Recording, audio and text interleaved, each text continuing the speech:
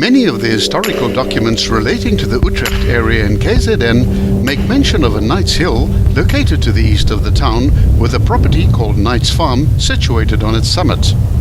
Although the appropriate links have been difficult to establish, it's very likely that this farm belonged to either Humphrey Evans Knight or his son, Martinus Mortimer Knight, and that this is the origin of the name of the pass.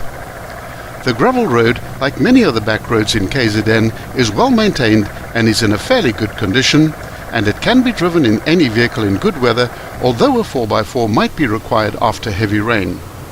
We filmed this pass from east to west in the descending mode to take advantage of the available lighting. The pass begins on a flat section of road on a plateau characterized by grassland and almost no trees.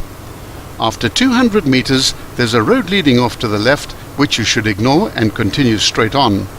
The true descent starts here with a road going through a long, shallow, multi-apex right-hand bend. After the British annexation of Natal in 1843, nearly two-thirds of the Voortrekkers elected to leave the colony. A small group of these trekkers chose to settle in the beautiful area east of the Umzanyati River Valley. The territory was granted to them by the Zulu king Mpande, first in a verbal agreement and later in 1854 in a written agreement.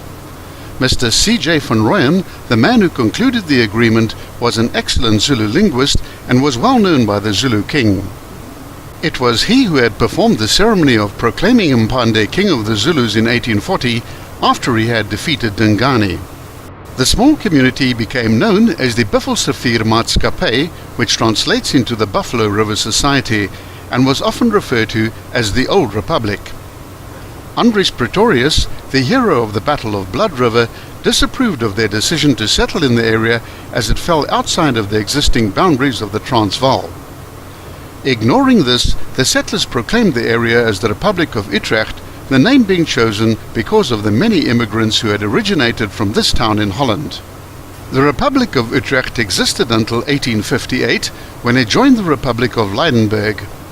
In 1860, it was incorporated into the Zuid-Afrikaanse Republiek. The town has served as the headquarters for both Lord Chelmsford and Colonel Evelyn Wood, who led the famous flying column in 1879 prior to their ill-fated expedition into Zululand and their meeting with destiny at Isandlwana.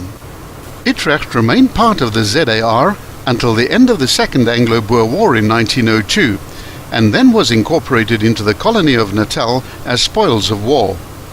All along this fairly long descent, you'll enjoy beautiful views over the Inzumuki River Valley. Utrecht is the only town in South Africa which is completely surrounded by a nature reserve. It's quite common to see antelope and other animals wandering about the streets, especially in the very early hours of the morning. The town has a population of approximately 32,000 people, and coal mining and cattle ranching are the predominant economic activities.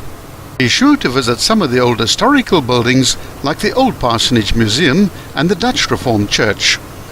The Balele Mountains, which surround the town with their waterfalls and ecological diversity, are home to a wealth of fauna and flora.